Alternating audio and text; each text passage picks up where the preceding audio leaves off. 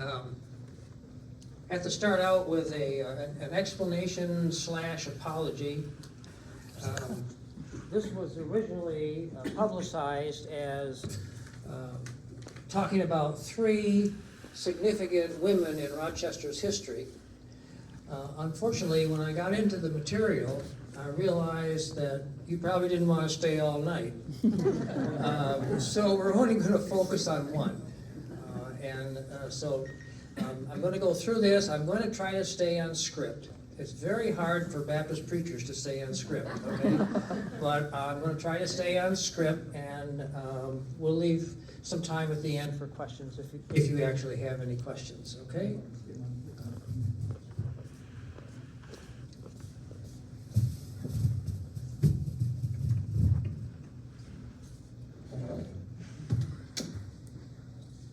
And I'm going to sit, and it's a little easier to read script sitting than it is standing, and I am technologically handicapped.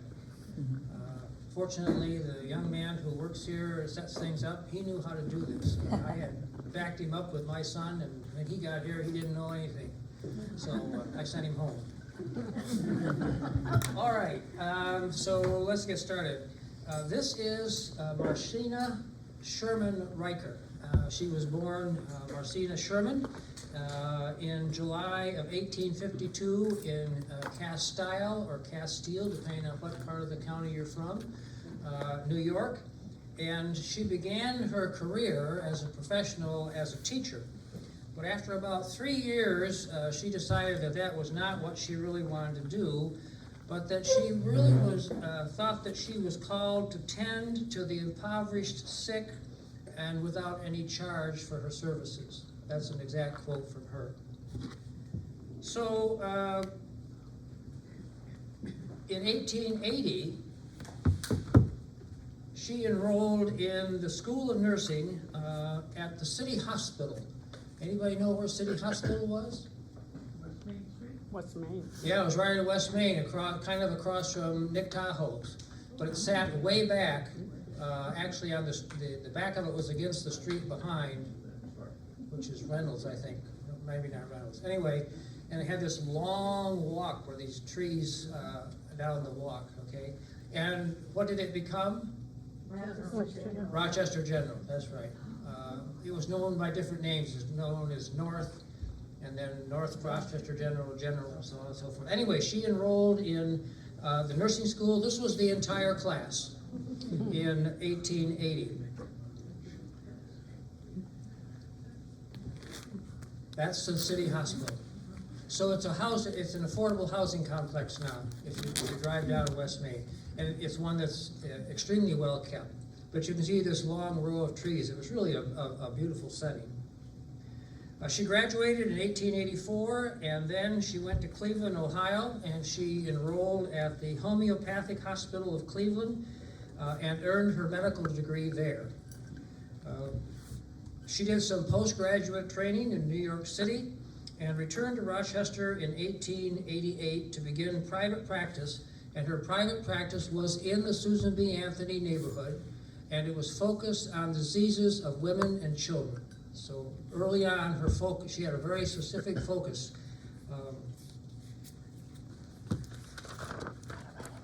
Once she returned to Rochester, she joined the Lake Avenue Baptist Church. This is the Lake Avenue Baptist Church. And any of you that know Lake Avenue, it sits on a triangle just north of Lyle on the west side. And this is not their first building. This is the second building, which was built in 1885. When she was at Lake Avenue Baptist Church, she met a gentleman who was a widower with 2 little girls. And she married him, and his name was Wentworth G. Riker. And that's how she became Marcena Riker. The information about Wentworth is fairly limited. I did find some information. He was in manufacturing, and manufactured mainly equipment for farm life. So what you see here are some stalls and some feeding trays and some overhead trolleys for particularly moving bales of hay and so on and so forth through the barns and around the farm. I did find a patent for some of his inventions, both a New York, United States Patent Office, but also a patent office in Canada.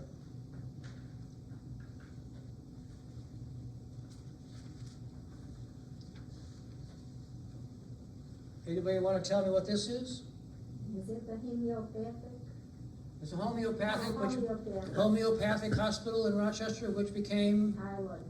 no, Genesee. Genesee. This is the Genesee Hospital, which is homeopathic.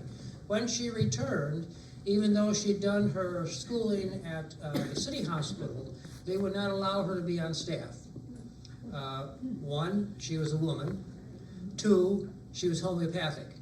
And so she became one of the first women doctors to be on staff at a hospital, and it was at the Genesee.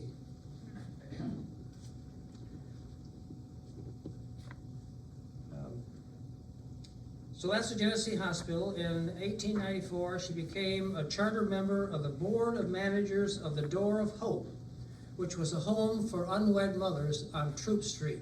Troop Street runs fairly kind of behind the old city hospital, and that home was on that street. And she served there on the medical staff, and in the first year of the board, she recommended that they equip the house with a maternity ward.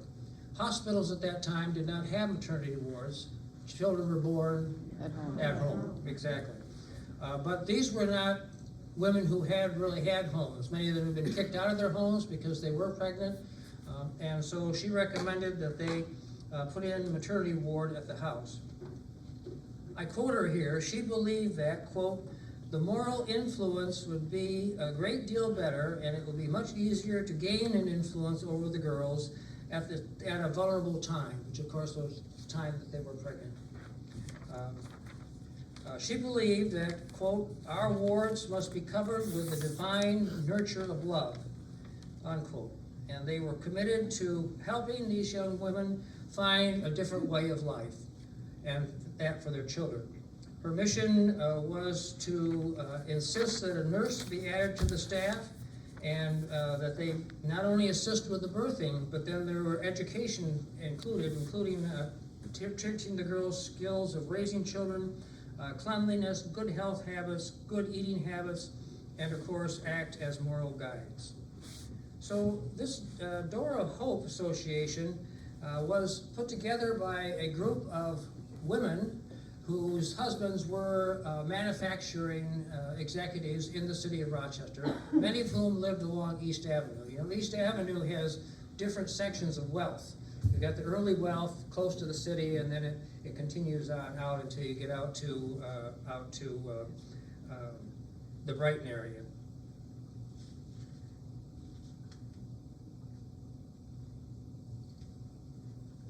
Obviously, that's not the house. However, that's the house that sits where the house sat. Okay, say that 7 times fast backwards. That's the house where the house originally sat.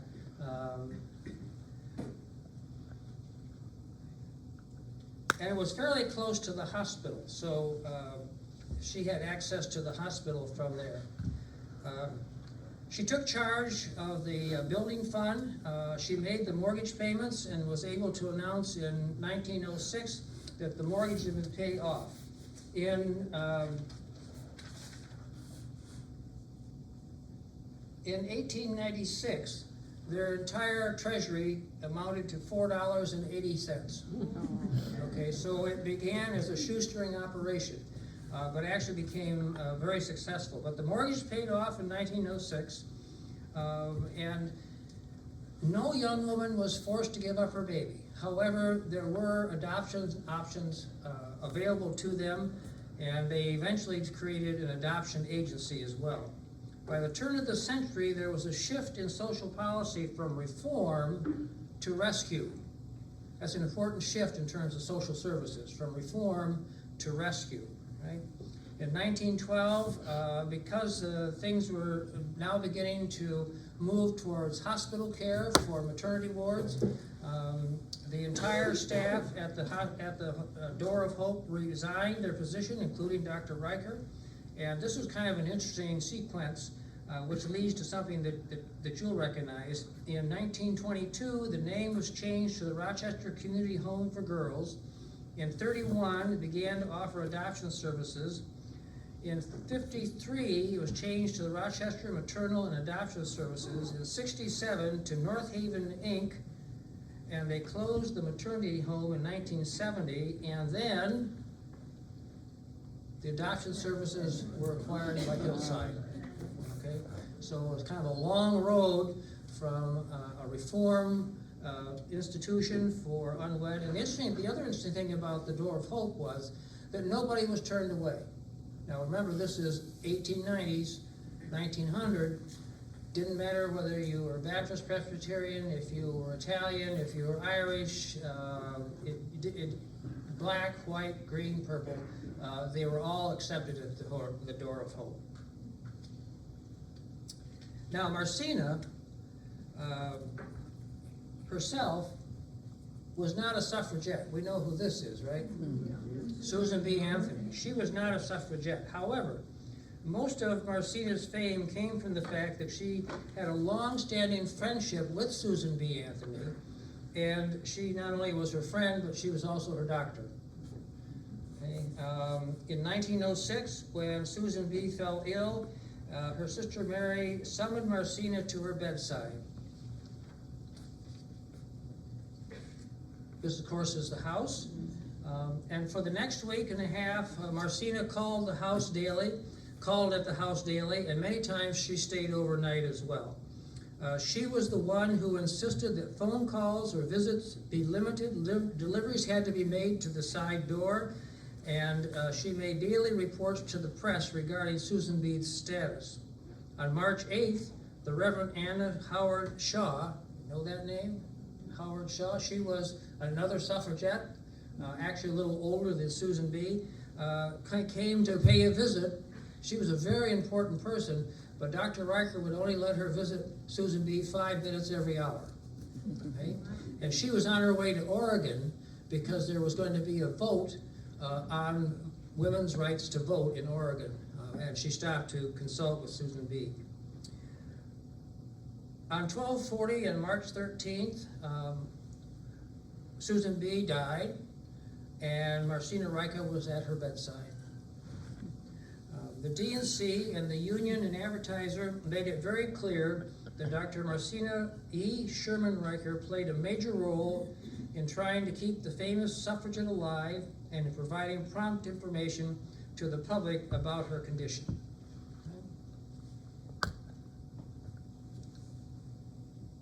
That's Mrs. Shaw. Mrs. Shaw was married. I'm not sure what role her husband played in that, but she was married, as opposed to Susan B. Now, this is the Bronson Avenue Baptist Church, and I'm going to guess that not one of you knows where that is. Actually, Audrey, you probably know where it is. Bronson Avenue no longer exists. The street exists, but they've changed the name. And this was a mission church of Calvary Baptist. Now, Calvary Baptist is the big gray stone church behind or just south of St. Mary's. Everybody know where that is? Yeah, which is now Enon Baptist Church. But this was a mission church at the end of Bronson Avenue down by Reynolds Street. In 1903, Baptists are strange beings because Baptists don't have any upper hierarchy. It all comes from the local congregation down below, all right? And they met in, they have associations of Baptists. And so in 1901, they had their annual meeting, the Association of Baptists in Monroe County. And at that meeting, Dr. Walter Rauschenbusch was the primary speaker. Anybody know Dr. Rauschenbusch? Yeah, Dr. Rauschenbusch was kind of the father of the social gospel movement. And out of that came all kinds of health and human service ministries sponsored by churches, okay? Anyway, after he finished speaking, Marcena stood up. Now remember, this is 1901. Women were not to be heard in church. They should attend and work, but not heard. She stood up and challenged the congregation to the needs of elderly folks in their churches. Basically said, what are we going to do about all these old people here in the church, all these gray hairs? Some things never change, right? We've got a lot of gray hairs in church now. Well, being Baptists, and I suspicion that Methodists and Presbyterians and some others are the same way, they appointed a what? Council. They appointed a committee, that's right. Now get this. When they appointed the committee, they made Dr. Riker's husband the chair. Okay? So in 1902, they met again for their annual meeting, and the committee made their report. They had no report. In 1903, they had their meeting. Committee had no report. In 1904, Dr. Riker took the stage and made the report that the committee had found a potential place to establish the Baptist home in Monroe County, which happened to be in Fairport. All right. Now, I would like to know what happened in that household between 1903 and 1904, right? Something happened where Marcena took charge, right?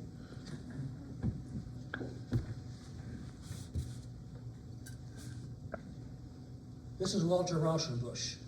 Walter Rauschenbusch only lived till about 1919, I believe, okay? But he believed that the Christianity had a responsibility to the whole of society, not just to the salvation of the individual. And it included industry and all kinds of social and moral practices. So he's the one that spoke at that meeting. He happened to be on the faculty of the North American Baptist Seminary. Now, most of you know the name Colgate Rochester Theological School. The Baptist Seminary, the American Baptist Seminary, was the German Baptist Seminary, all right? And his background was German. And this is it. And this building still exists down on Prince Street. It's now housing.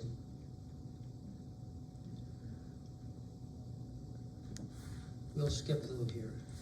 Okay, so this is where the meeting took place. This is the Clifton Baptist Church, which is way out in the southeast corner of Chili, the town of Chili. And this is where they actually took the vote to establish the Baptist home. Now, what they didn't know was that Marcena Riker, not only did they make the decision, but she had already, out of her pocket, made a deposit on a piece of property in Fairport, which is at the corner of Whitney and 250. You know, that's the Baptist home. It's always been there. It was started there. It was one of the DeLand family's estates. Now, the DeLand family had a chemical plant on the canal in Fairport, and it burned to the ground. And for whatever reason, they decided not to reestablish it, and they moved to Florida. And they established a new town in Florida named DeLand, Florida, right? And an academy, which was DeLand Academy, which became Stanford University, which still exists. They never came back until they died. And they're all buried in Fairport, all right? But that was that house was one of their estates. And there it is. That's the original Baptist home. And it sat on that corner. 40 rooms. All right. So in 1904, it was chartered in December, and they moved it needed some renovation. It had been sitting empty for 5 or 6 years. Needed some renovation, and by July, they moved in the first residents. Now, there are some myths about the Baptist home that need to be corrected. The first was that you had to be a Baptist to live there.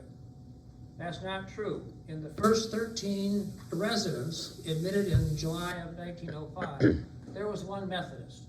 And it's been downhill ever since. No. So one method. There also was a rumor that you had to be female, and that's not the case because the first two residents were a couple and who were admitted to the Baptist home in 1905.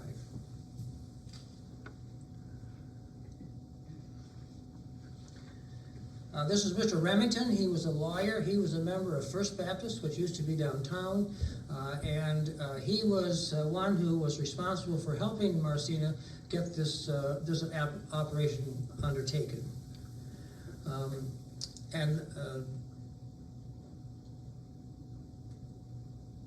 can't think of this guy's name. Hubbard. This is Mr. Hubbard. These are their first two residents.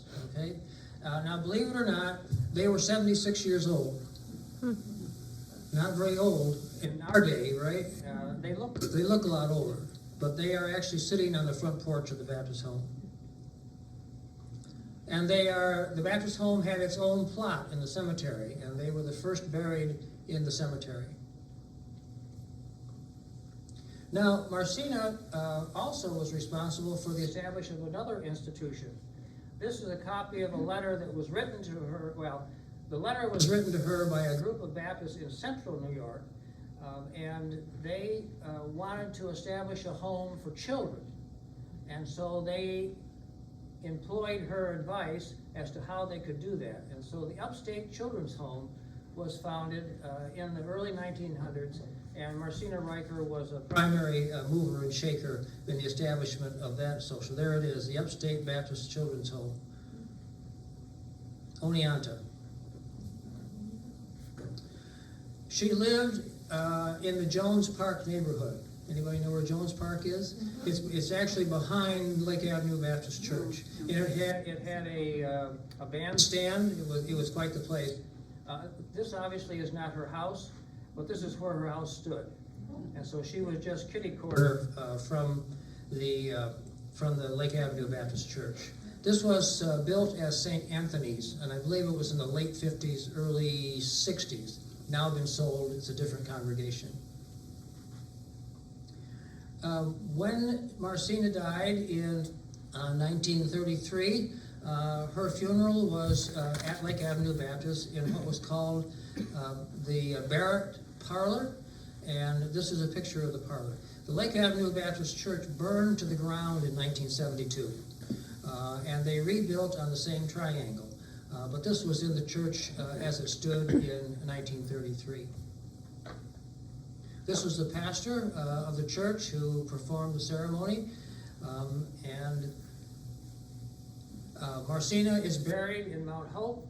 If you go in the south gate, past the building, the offices there, and you look straight ahead, you'll see a tombstone that says Marcy on it. That's her daughter and husband, adopted daughter, and she's buried right behind. So that's where she is in Mount Hope. This is Marcena, later years. Now she had a very good friend named Helen Barrett Montgomery, and she also belonged to Lake Avenue Baptist Church. And they were, I've always said that if you got Marcena Riker and Helen Barrett Montgomery and Susan B. Anthony in the same alley with a male chauvinist, they would have tacked you to the shed. All right? They were cohorts. Helen Barrett Montgomery went a different direction in terms of foreign mission as opposed to Marcena, who really looked at what was going on in the neighborhood and in the United States. But they were very good friends. Helen died in 1934, about a year after Marcena. And when she did, she left the Baptist home $8,000. One of Marcena's dreams that never came true was to have a chapel at the Baptist home. But that $8,000, along with another fundraising event, managed to build a wing on the Baptist home in 1936, and that contained the chapel, which was named after Marcena Riker. They had an interesting way of raising money. There were two boards at the Baptist home. There was the board of directors, which was all male, and the board of managers, which was all women. And the board of managers ran the home and basically told the board of directors what they could and couldn't do. All right, so who was in charge? The women, absolutely, okay? And Marcena was president of that board until she died.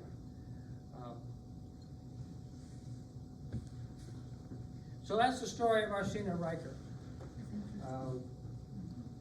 A significant career, a significant impact on Rochester as a whole. She was into all kinds of, she was part of the auxiliary for the DAR. She was into not only the suffrage movement, but the prohibition movement and the abolition movement, so on and so forth. So she has this long list of things that she did in the civil world alongside what she did based on the faith, on her own faith. Any questions? Yes? Did her parents have a lot of money? Because when I hear about people doing these kind of things, I say to myself, they had to have financial background. Right. What did her parents do? Her money's name was Wentworth. Her husband. What was that? He was the one in manufacturing. He had a Okay. large manufacturing business, very successful. And you said the door, D-O-O-R of Hope? Is it? Door of Hope. Door of Hope. The Door of Hope. Was this,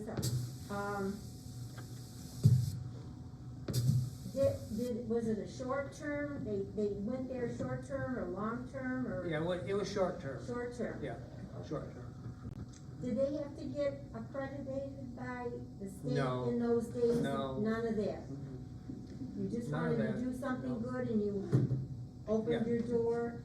Okay, Yeah. that's good. Well, I mean, you took on, obviously you took on responsible people who, you We're know, gonna had the do- same set of values that you do and standards and so forth. Right. You had one. Said she was in the abolitionist movement. Your tombstone said she was born in 1852. Right. So she was only 12 or 13 when Right. slavery ended. So what did she do in the abolitionist Well, movement? the whole business of civil rights continued after the Emancipation Proclamation and after the Civil War. And so there were still organizations, particularly Quakers, who were helping black folk find jobs and residences and so on and so forth. Rochester, and you all know this, Rochester was a hotbed of social action from the mid-1800s really up to the present. Any other questions? Comment? Comment? In the guest room at the Susan B. Anthony House is a rocking chair that belonged to Marcena Riker. So we referred to it as Riker's Rocker. And I'm sure that there were some people in that age who thought she was off her rocker. I mean, it's hard to imagine now, but it was really a much different age, particularly for a woman to be a medical doctor. She was not the earliest medical doctor by any means, woman medical doctor, but even so, mid-1880s to 1890, that was early. So Yes. She must have been a contemporary of Dr. Green? in Yes. Castile? Yep. Anything else? No? All right, well, thank you very much.